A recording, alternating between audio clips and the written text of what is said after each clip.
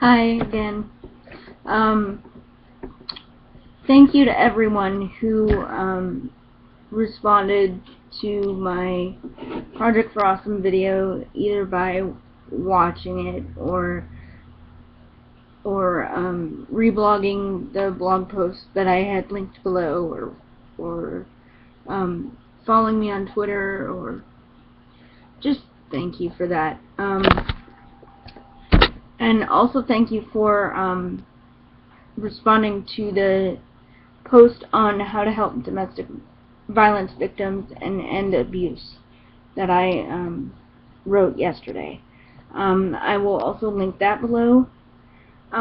This video, though, I wanted to do just to say thank you, and also to tell you guys what you could possibly do if you had a friend or a family member who was diagnosed with an eating disorder and you wanted to help them, or things that would be helpful to say or do. First of all, if the person tells you that they have an ED and that they've gotten a diagnosis, take that as the truth. Don't try to refute it. I've heard of people, and I've actually had this happen to me, not with my family, but in other friends have said, well, you don't look like you have an eating disorder, which is really annoying. I mean, I know that the media portrays people with eating disorders as being these stick-thin, skeletal-looking teenage girls. But first of all, we're not all teenage girls. We're not all stick-thin, and we don't all starve ourselves. So, I mean, it's just a false stereotype. I mean, yeah, anorexia is real, it's deadly, it does exist. And there are people who are that thin, but that's not all of us.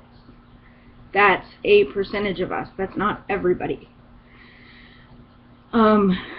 So just don't say things like, well, you don't look like you do, or you don't act like you do, because first of all, somebody who has an ED, who has an eating disorder, you hide your behavior. You don't do things in front of people. I mean, that's kind of the nature of the disorder. So for somebody to say, well, I don't see any signs, just because you don't see any signs of somebody having bulimia or EDNOS or anorexia or some other unspecified eating disorder, doesn't mean it's not there. I mean, would you look at a diabetic and say you don't look like you're a diabetic? It's the same kind of thing. So yeah, just don't say things like that. And one of the ways that you can help is to donate directly to NEDA. Either donate directly on their secure website, or you can donate through doing a NEDA walk. Either participating in a NEDA walk yourself, or just organizing one, or there's all kinds of ways you can help. You don't even have to donate money, but if you want it, I mean, if you wanted to donate money, you could, obviously.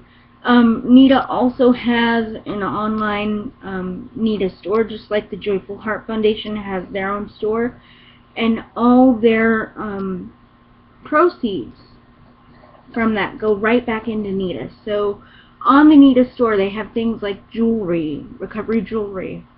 They have workbooks. They have, what else did they have? Last time I was on there, they had Last time I looked, they had journals, and they had Overeaters Anonymous stuff, and 12-step stuff, and all kinds of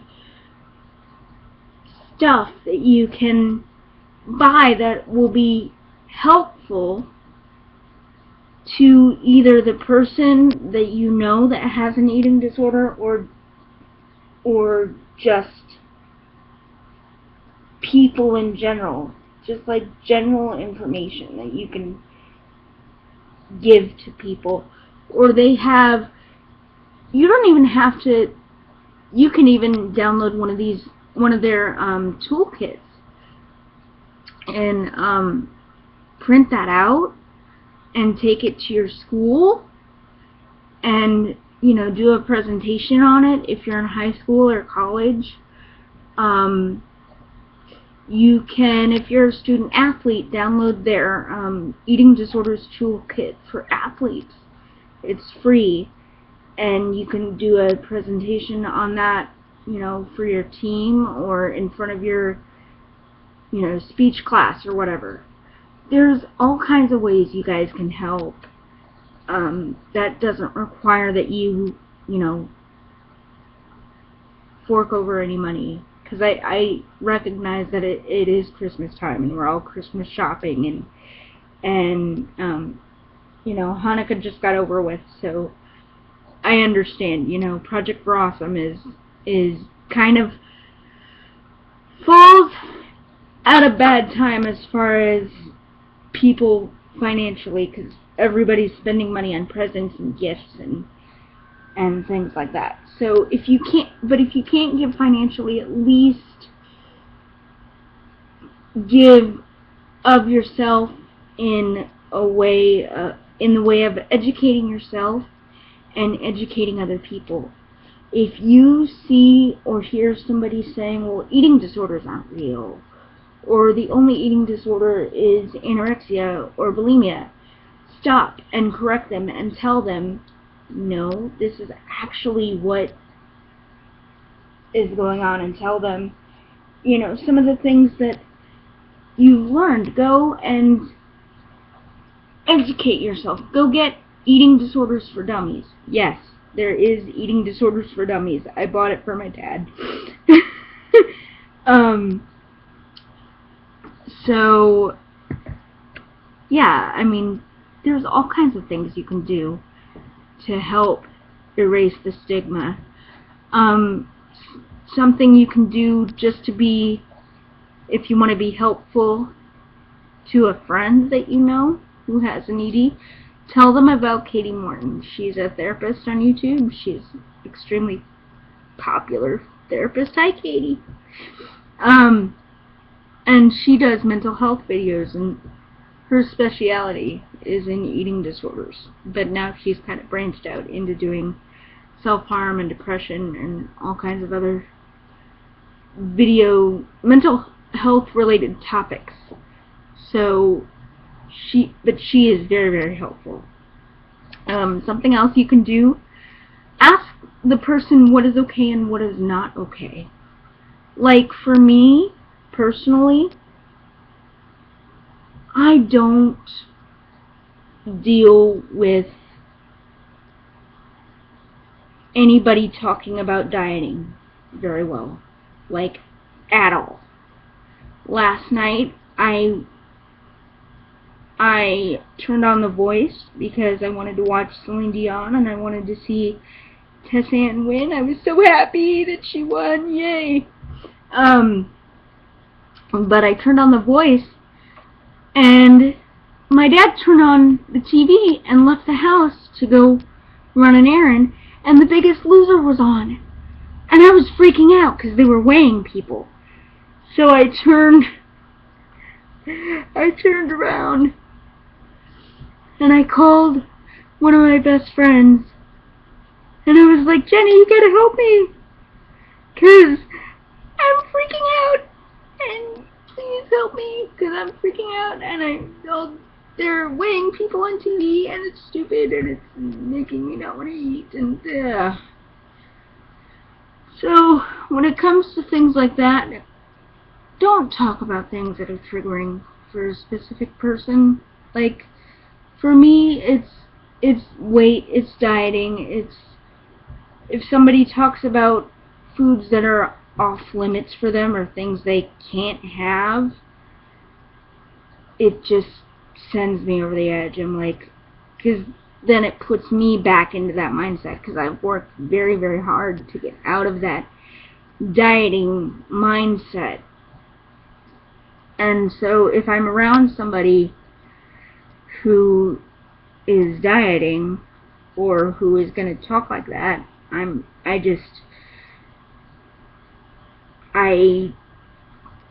it just makes me so uneasy, and ugh. So just respect people's boundaries, and don't make comments about their food or their body. And try when you're around them, especially, this is just something you should do anyway, but try, especially when you're around them, to only make positive comments about your body and other people's bodies. Because anything negative is just going to send their head into it's just going to send them into a bad headspace, and yeah, you don't want to do that. So anyway, that's just a few ideas. Another thing you could do, if you yourself have an eating disorder, go download Katie's workbook. It's free.